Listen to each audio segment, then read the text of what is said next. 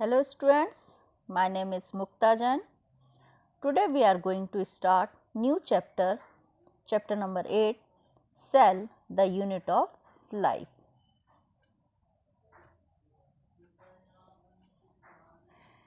We will discuss about cell. What is cell? Cell, the unit of life. Cell is a structural, functional and basic unit of life. Every living organism existing on the planet Earth are made up of a cell. Therefore, the cell is called a basic unit of life. अगर हम अर्थ पर किसी भी living organism की बात करें तो each and every living organism made up of cell, इसलिए बोला गया है the cell is the structural and functional unit of life. The term cell was first discovered by an English philosopher Robert Hooke in the year 1665. A cell has specialized. Next, cell theory. Seddon and Swan together formulated the cell theory. इन दोनों ने मिलकर cell theory दी थी. इनकी study जो थी different types of plants and animal sales पर थी.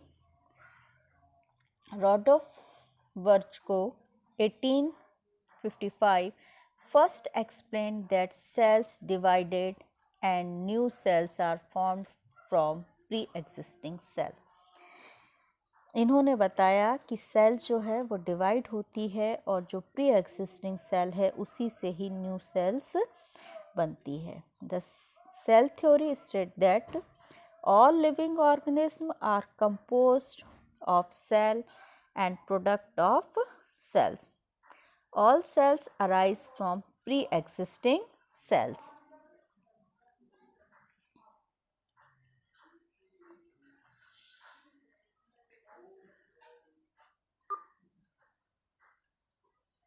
Now next is prokaryotic cells.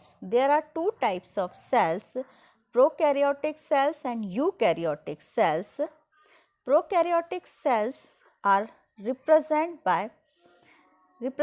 by bacteria, blue-green algae and mycoplasma. They multiply rapidly and vary in size greatly. Prokaryotic cells have cell wall surrounding the cell membrane. Except in mycoplasma, genetic material is naked. Prokaryotic cells की यदि हम बात करें तो cell walls हमको इसमें देखने मिलती है, बट जेनेटिक मटेरियल जो होता है वहाँ पर हमको कोई भी मेम्ब्रेन नहीं मिलती है. That is genetic material is naked. The plasmid DNA जो जेनेटिक मटेरियल है in some bacteria provide some special features like resistance to antibiotic. ये एंटीबायोटिक्स के लिए रहते हैं resistant. Cell organelles like mitochondria, Golgi bodies etcetera are absent in prokaryotic cells. A specialised differentiated cell membrane called mesosomes is the characteristics of prokaryotes. Cell membrane जो होती है उसको हम मेसोसोम्स बोलेंगे. और सिंपल यदि बोला जाए तो प्रोकैरियोट्स में न्यूक्लियर मेम्ब्रेन नहीं होती है, जिसकी वजह से इसका जो न्यूक्लियस है वो नेकेड होता है, इसलिए जेनेटिक मटेरियल को बोला गया है नेकेड. तो मेन जो फीचर होता है वो ये है कि इसमें बाउंडेड न्यूक्लियर मेम्ब्रेन एब्सेंट होती है. Now second is eukaryotic cells. Eukaryotic cells generally आपके जो मल्टी सेलुलर ऑर्गेनिज्म हैं इसमें यूनिसेलुलर प्रोटिस्टास भी आ जाते हैं. प्लांट, एनिमल्स, फंजाई सभी यूकैरियोटिक सेल्स होते हैं. Cytoplasm is divided into compartments. Due to presence of membrane bounded organelles. इसमें जो ऑर्गेनेल्स होते हैं वो बाउंडेड होते हैं, मेम्ब्रेन होती है, न्यूक्लियस भी बाउंडेड मेम्ब्रेन प्रेजेंट होती है। दिया है the cells contain well organised nucleus with nuclear membrane. The genetic material arranged in chromosomes, और जेनेटिक मटेरियल जो रहता है वो क्रोमोसोम्स में अरेंज्ड होता है। Now next is plant and animal cells. We are already studied in previous classes plant and animal cells. Plant cells differ in having cell wall, plastids and large central vacuoles as compared to animal cells. Animal cells have centrioles which are absent in plant cells. यदि दोनों comparison की बात करी जाए तो जो cell organelles generally plant cells में होते हैं जैसे सेल वॉल, प्लास्टिड्स और सेंट्रल वैक्यूल्स, वो एनिमल सेल्स में नहीं होते, और एनिमल सेल्स में सेंट्रियोल्स प्रेजेंट होता है जो प्लांट सेल्स में नहीं होता। Look at the diagram of plant cells and animal cells. This is plant cells and this is animal cells.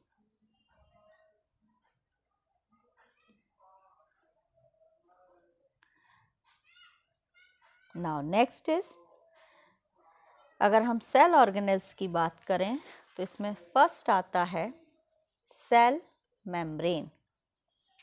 Cell membrane is composed of lipids that are arranged in bilayer, दो layer में arranged होती है। Lipid components is mainly composed of phosphoglycerides. Later it was found that protein is also present in cell membrane. Cell membrane में protein भी present होता है। Ratio of protein and lipids vary in the different cells, अलग अलग sales में lipid and proteins का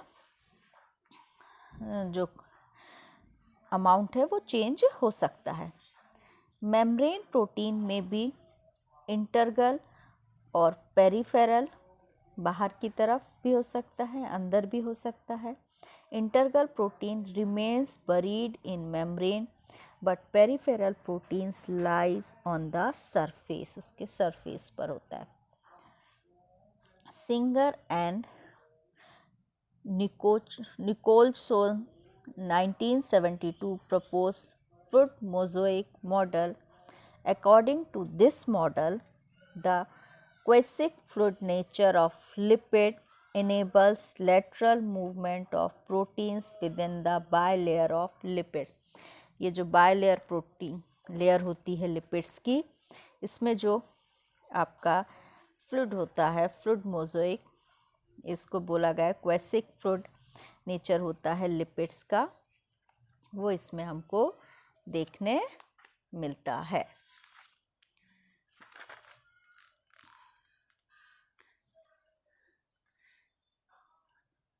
generally हम protein की बात करें तो ह्यूमन मेम्ब्रेन की बात करें, ह्यूमन सेल्स की बात करें तो ह्यूमन इरेथ्रोसाइट्स में जो रहता है 52% प्रोटीन होता है और 40% लिपिड्स मेम्ब्रेन की बनी होती है ह्यूमन इरेथ्रोसाइट्स की सेल्स। और ये जो आपका फ्लूइड नेचर मेम्ब्रेन का होता है उसका मेन फंक्शन होता है cell growth, formation of intercellular function, secretion, endocytosis and cell division में हेल्प करना। और ये सेल मेम्ब्रेन जो होती है वो ट्रांसपोर्टेशन में भी हेल्प करती है। नाउ द मेन फंक्शन जो अभी मैंने बताया है, plasma cell membrane is the transport of molecules across it, इसी के द्वारा आपके जो मॉलिक्यूल्स हैं वो ट्रांसपोर्ट्स होते हैं। There are two methods of transport. Number 1 active transport, number 2 passive transport. The movement of water, अगर water में movement की बात करें, from higher concentration to low concentration by diffusion is called osmosis. High concentration से low concentration जो molecules का movement होता है with the help of membrane, plasma membrane, that is called osmosis. और इसमें जो ट्रांसपोर्ट मॉलिक्यूल्स हो रहे हैं वो एक्टिव ट्रांसपोर्ट्स और पैसिव ट्रांसपोर्ट्स के द्वारा होते हैं. तो डिफरेंस देखेंगे हम. एक्टिव ट्रांसपोर्ट की यदि हम बात करें तो the transport involve an expenditures of energy by the cells. यहाँ पर एनर्जी यूज़ होती है क्योंकि ये जो एक्टिव ट्रांसपोर्ट्स होता है it's occurs against the concentration gradient. Concentration gradients के अपोजिट ये मॉलिक्यूल्स मूव होते हैं. मतलब हायर से लो की तरफ ना होके लो से हायर की तरफ हम किसी चीज़ को मूव करेंगे तो वहाँ पर हमको एनर्जी की रिक्वायरमेंट होगी. इसलिए एक्टिव ट्रांसपोर्ट जो होता है वो अगेंस्ट द कॉन्सेंट्रेशन होता है, इसलिए यहाँ पर एनर्जी इन्वॉल्व होती है. It is a rapid process और ये प्रोसेस जो होती है वो रैपिड होती है. Then second is passive transport. इसमें एनर्जी की रिक्वायरमेंट नहीं होती है. This transport is always along the concentration gradient. हमेशा हाई से लो की तरफ ही जो ट्रांसपोर्ट होगा वो इसमें होगा और it is comparatively slow process. और ये जो प्रोसेस होती है जनरली स्लो प्रोसेस होती है. Now next is cell wall. Cell wall is present in plant cells and fungi. Algae have cell wall made up of cellulose, glycans and minerals like calcium carbonates. Algae में ही रहेगी. In other plants की हम बात करें it consists of cellulose, hemicellulose, pectin and protein की बनी होती है. Primary cell wall of young plant. Young plant की बात करें तो उसकी जो प्राइमरी सेल वॉल होती है is capable of growth which diminishes in nature cell. Secondary cells जो रहते हैं is formed on inner side of the cell. और जो सेकेंडरी सेल्स होते हैं वो इनर साइड्स होते हैं. Plasmodesmata contact the cytoplasm of neighboring cells. ये उसके पास की सेल्स जो होती है वो साइटोप्लाज्म के कांटेक्ट में होता है. ये हुआ सेल वॉल. तो cell wall generally found in fungi and plants made up of cellulose, hemicellulose, pectin and protein के बने होंगे. प्राइमरी सेल्स जो रहते हैं वो कैपेबल होते हैं ग्रोथ के लिए और ये जो नेचर होता है वो धीरे धीरे उनका सेकेंडरी सेल्स में ख़त्म होता जाता है. Now next is cytoplasm.